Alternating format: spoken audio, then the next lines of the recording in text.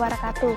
Perkenalkan, nama saya Hanifah dari program studi Manajemen Pendidikan Islam kelas MPI 4A dengan NIM 2102060019.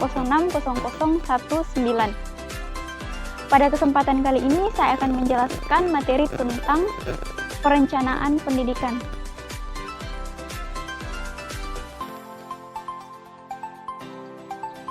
Perencanaan merupakan penyusunan dari rangkaian tindakan secara beruntut yang mengarah kepada suatu pencapaian tujuan. Adapun perencanaan pendidikan adalah proses mempersiapkan kegiatan di masa depan dalam bidang pembangunan pendidikan.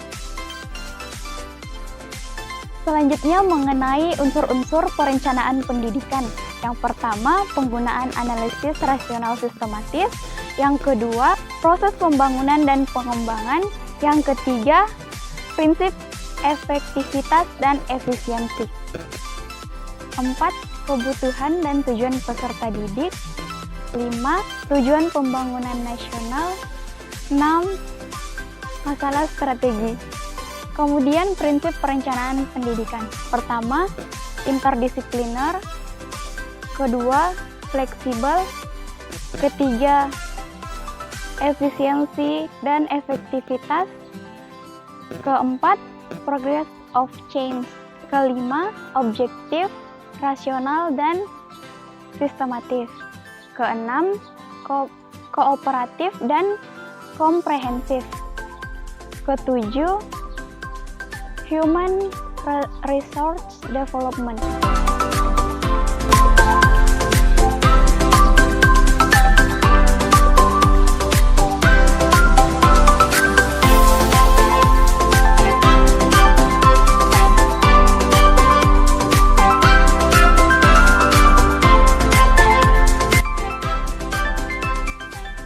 Selanjutnya yaitu sejarah lahirnya perencanaan pendidikan. Konsep perencanaan pendidikan telah dikenal sejak bangsa Sparta melancarkan sistem pendidikan yang ditujukan untuk membentuk manusia Sparta guna kepentingan pembangunan di bidang militer, sosial, dan ekonomi 25 abad lalu. Pada masa dinasti Han di daratan Cina dan pada masa peradaban Inca di Peru, telah dilakukan penyusunan suatu perencanaan pendidikan. Pada zaman Renaissance, John Knox menyusun suatu sistem pendidikan nasional yang dapat dijadikan pedoman orang Scots untuk dapat menikmati kehidupan material dan spiritual. Segala sesuatu tentu memiliki masalah dan tantangan tersendiri. Begitu pula dengan perencanaan pendidikan. Adapun masalah yang dihadapi dalam perencanaan pendidikan yaitu yang pertama, rendahnya sarana fisik. Kedua, rendahnya kesejahteraan guru. 3. Rendahnya kualitas guru. 4. Rendahnya prestasi siswa. Kelima, rendahnya kesempatan pemerataan pendidikan. Keenam, rendahnya relevansi pendidikan dengan kebutuhan. Adapun tantangan dalam perencanaan pendidikan antara lain, pertama, terlalu cepatnya perubahan kurikulum. Kedua, penggunaan teknologi tinggi dalam pendidikan. Yang ketiga, kesulitan mempraktekkan ilmu dalam kehidupan sehari-hari. Yang keempat, tata kelola manajemen serta pembiayaan pendidikan dan lain sebagainya. Adapun fungsi dari perencanaan pendidikan yaitu sebagai alat, sebagai pedoman, dan sarana untuk pendidikan ke arah yang lebih baik lagi.